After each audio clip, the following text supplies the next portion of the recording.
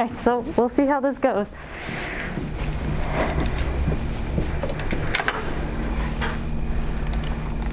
Okay. All right, so as I said, I'll just restate it. I'd like to go through the topic and then work through 3.2 in front of you and hopefully show you how to do the exercises from assignment 3 because they are quite complicated. So were there any questions or comments before we got started, administrative or otherwise? You guys just mostly saw me on Monday also, so not much has probably changed since then. And for those of you that are with me in database, I would like to also say that this class is a bit different because we're working with the SAP tools, right? So I don't have as much control over the practical side of what we're doing as I do in the database class because they're the ones that are, controlling it, and it is enterprise grade tools. So my 2 cents, in database I prefer to work with kind of the simpler tool set so that the theory is a little bit more at the forefront and so that you can transfer that. But I think there is value in using the enterprise grade tools as well and just kind of getting the experience. So you may not understand the theory of it until you're done with all the labs because they are so intricate, but you'll at least have had that experience of working with those tools. So, okay, so let's go ahead and get started on this. So you may have heard the term, I'll go ahead and hit the light, ETL before. I don't know in what context, but stands for extract, transform, and load, or the longer form of it. So you probably have done ETL on your own and not really even realized it. Say if you were having to transfer data from just a flat text file into Excel, that is a form of extraction, transformation, and loading. You're basically taking a source of data, you're doing something to it, you're cleaning it, reformatting it, etc., and getting it into the place where you actually want to play around with it.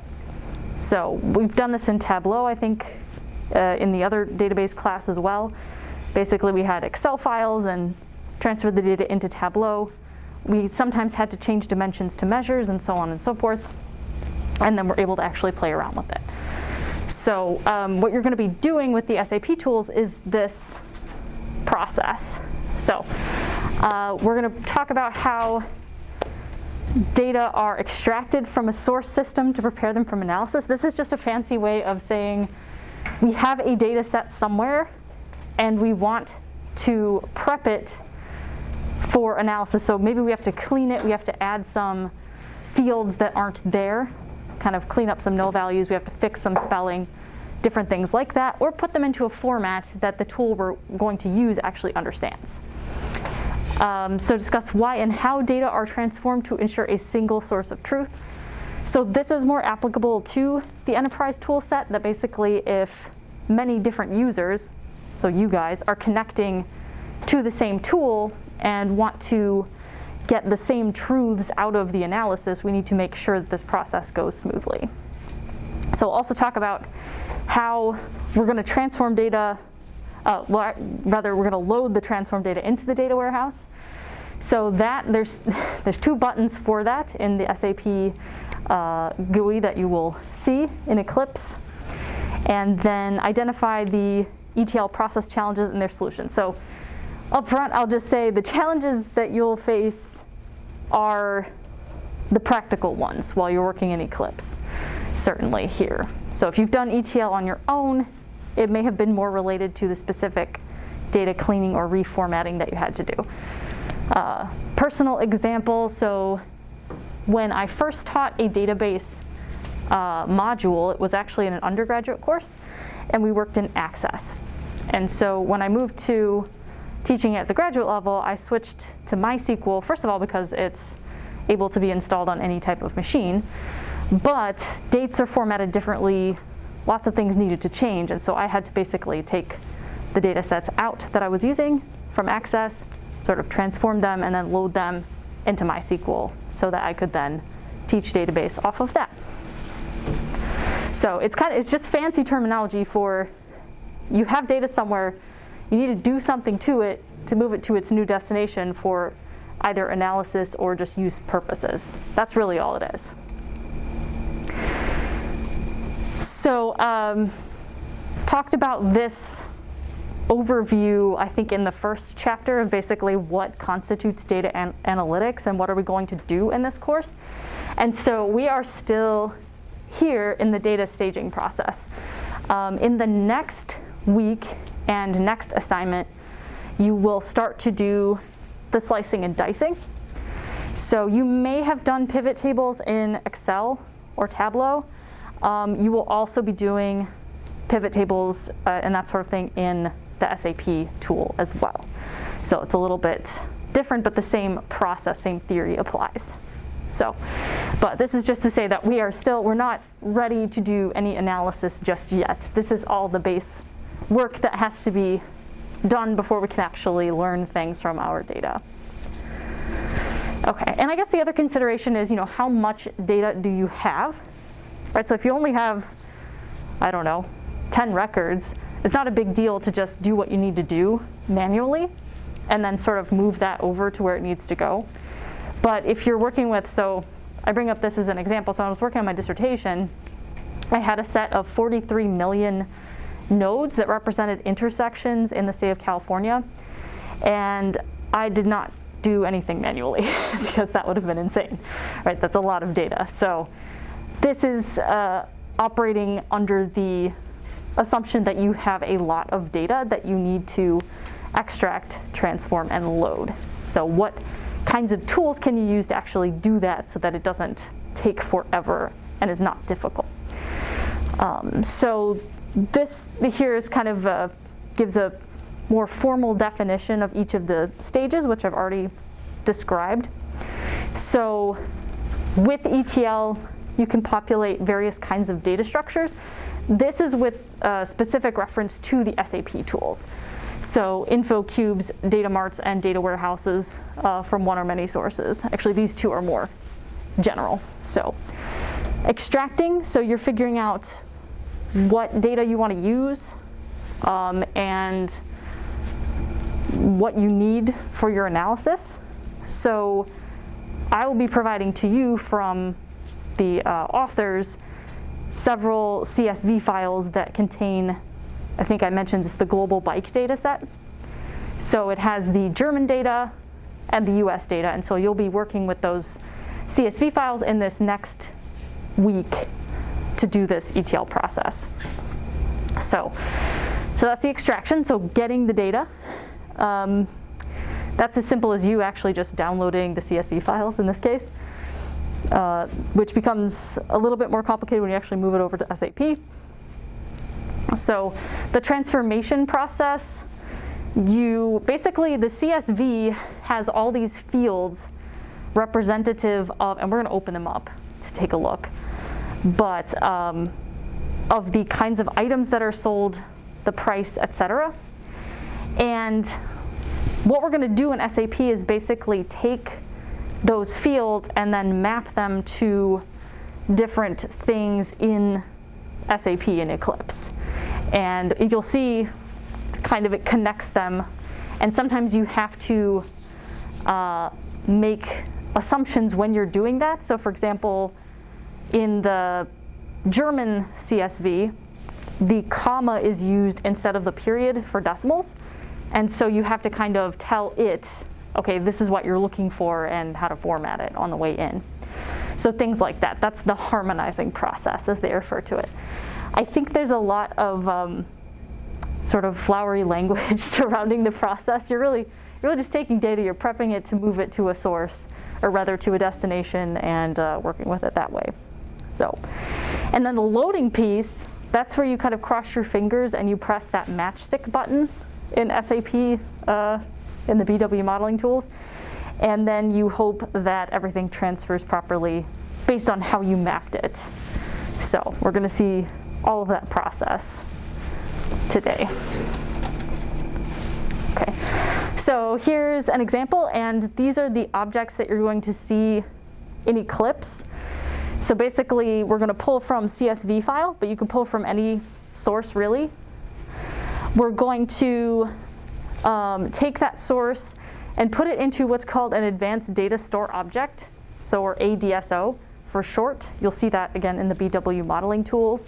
And this little transformation piece here, that's where, like I said, you have to identify any like delimiters, things like that you need to tell it so that the transformation works properly. So this is just to update. I mean, this doesn't really apply because we didn't use the original SAP tools, but such as to say they used to use cubes, but now they use the data store objects and what's called a composite provider, which you already saw in the first assignment.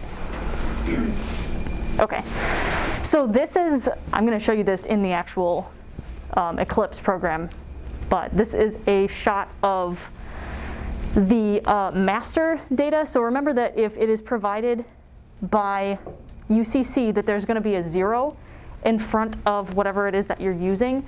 Your objects that you create will start with your BJ1 and then your number. So keep that in mind as you're working through that as well.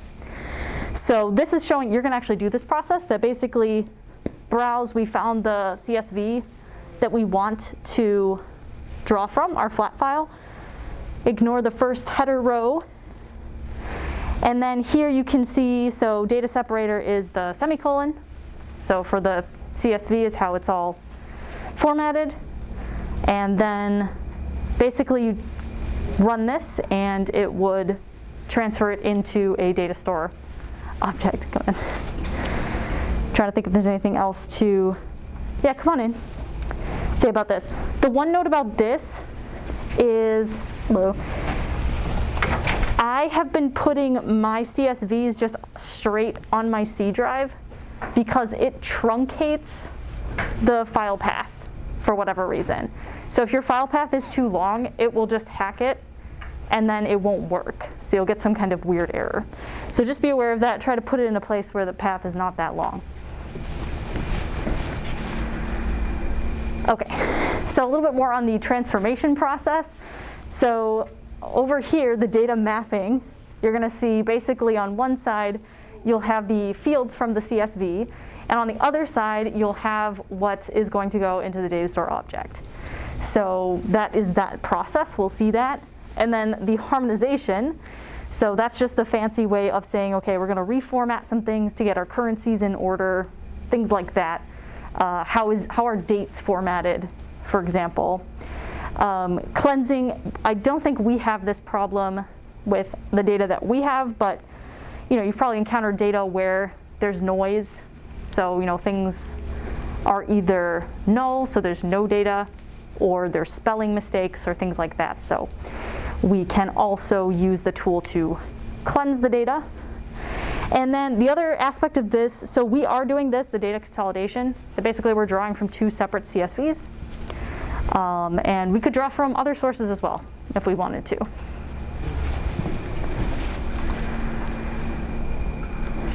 Okay, so this is an overview of the mapping process.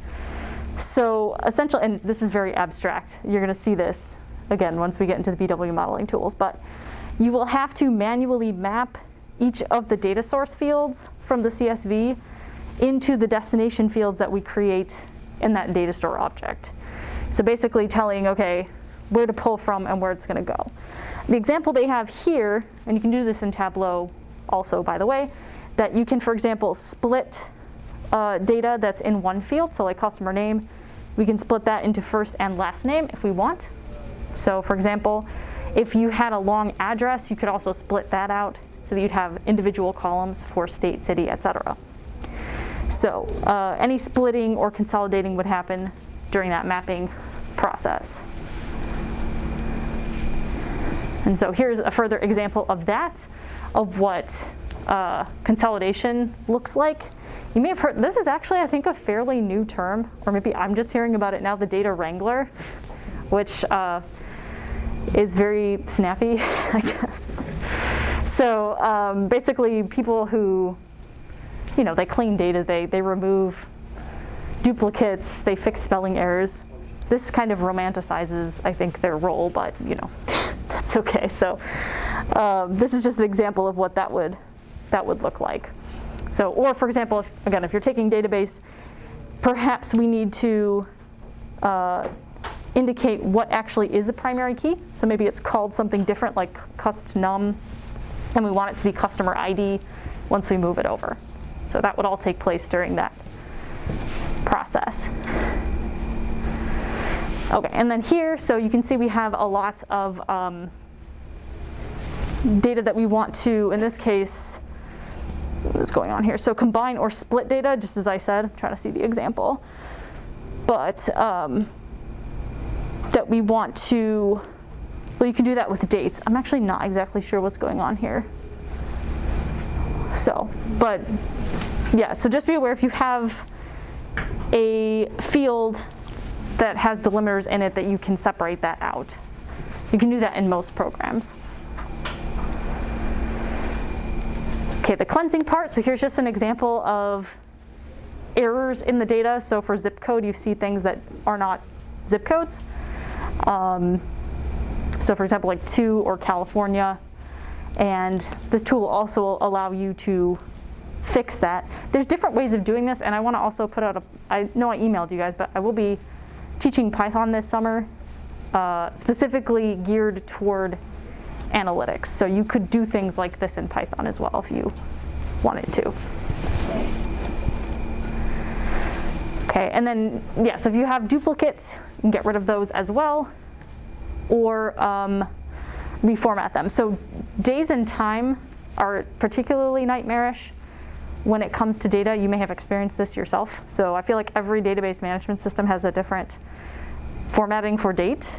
And of course, in different countries, dates are formatted differently. So it's just one thing to be extra cautious about when you're working with dates and figuring out if you need to change it during the ETL process to match the destination.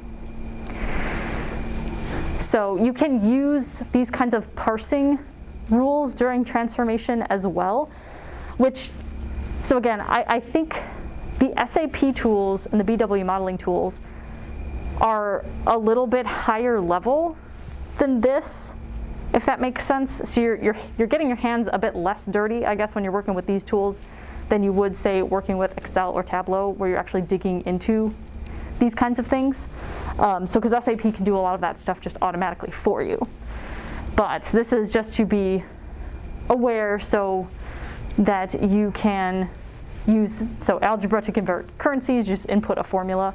We will use a formula actually in assignment 3 to do a calculation. So strings are any alphanumeric characters that are treated as text that you can clean by combining names or splitting them, as I said before. Change date and time format if needed. And then one that I don't think we're going to do that in this class, but I can't remember if I gave the example in one of my little talks, but so I was doing a routing in California for bicyclists, and I needed hotel data. So basically I went to Lonely Planet and I scraped it, but it gave me everything. So it gave me like all the HTML, XML in the background. So I just wrote a Python script to essentially strip out what I needed to just end up with the addresses based on kind of rules of like, when you see this, stop, copy that, and then put it in a new text file, that kind of thing. Okay.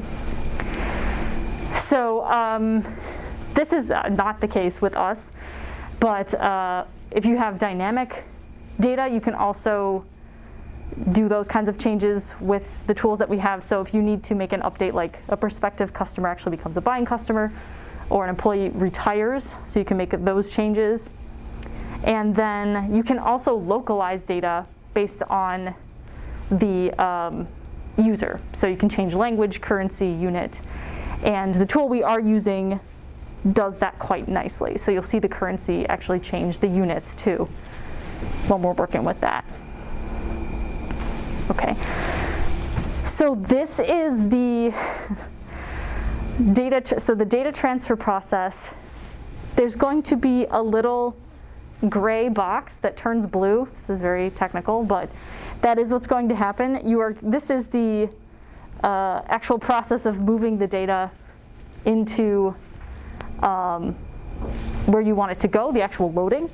So the hope is that everything runs. You're going to hit execute and then enter and then allow, and you want that gray box to turn to blue. That's what you want. So, and if anything wasn't mapped correctly, so currency, what have you, it will tell you, and you will unfortunately have to go back and try again. So. Dr. Kar? Yes. What do you mean by delta loads then? Delta loads and full loads? Oh, so delta load would just be a partial. So if you want to just load some of the data based on criteria. I don't think we're doing that here. I think we're just loading completely from each file. Yeah, good question. Okay, so a host of errors. How many times have I done assignment 3? Is the real question. 3 or 4 times. So from start to finish, I think 3 times now. And the first time I messed up, and I can't exactly remember what I did wrong, but I think actually the mapping is what I did wrong. So that's why I want to make sure I go through it with you guys and just let you know that that is something that can happen. So, but mismatched data is a common error. Again, you've seen this in the database class. If you try to put like a integer into a field that's taking rational numbers or something like that, it will kick back and say, you can't put that there. So there is some assistance within the program to help you figure out what's going on, and I've been kind of able to interpret the errors. They're not the best, but they are close enough that you can kind of figure out what's been happening. So the saddest case would be you don't get an update and you don't get a report. It just didn't work. I've not had that happen, luckily. You can have update of valid records without reporting, or update valid records and some reporting. So typically I have gotten a report and it's told me exactly what has gone wrong. So you can roll back, but it's probably best if you did something wrong, you don't know what it is, to just try again. So yeah, so to delete the data load, repair the rogue data. And that's the other kind of thing I want to say, the tool is only going to do what you tell it to do. So as tempting as it is to blame the tool in this case, is not the tool's fault. I hate to say that and be the bearer of that news, but it's true. So I think I mentioned this on Monday, but we finished the 3rd installment in the Matrix trilogy last night. And the machines, we depend on them, we have to work with them, right? So we need to help them understand what it is that we want them to do. Otherwise, things could go poorly for us. Okay, and then here's some of the other sort of notation that you're going to see in the BW modeling tools. This is demonstrating that you can have lots of different data flows. So we are pulling, like I said, from the German and the United States flat files. So we'll have at least 2 flows. You can load into, and you kind of checked this out a little bit already, but into 4 different kinds of targets. So including attributes, text, hierarchies, and transaction. We're only going to do the attributes and the texts. So you will see that. But basically, you need a composite provider. Once you have that, you add a data store object or many data store objects. And then you have a data source that's pulling from your computer, in this case, and then loading into the data store object for processing. So in summation, we are, ETL, basically we're just populating a place where we can analyze data through a process that helps us address any issues with that data, that maps it into a way that we're going to be able to work with it. So harmonizing, I guess, is the key word here. And yeah, we want to make sure we don't get garbage in, garbage out. So I think the trickiest part is the transformation part, because you have to specify everything that has to occur. And then the loading part is the sort of please work part. And if it doesn't, then you have to go back and fix it. So it can be a difficult routine, but you're going to see the diagrams that are involved. But again, like I said, this is a process that you can do just on your own with simple tools. What you're seeing here is the SAP tool that is allowing for very complicated processing of data from multiple sources into a destination. So, any questions, comments, thoughts? I know it's real abstract, right? Which I don't know.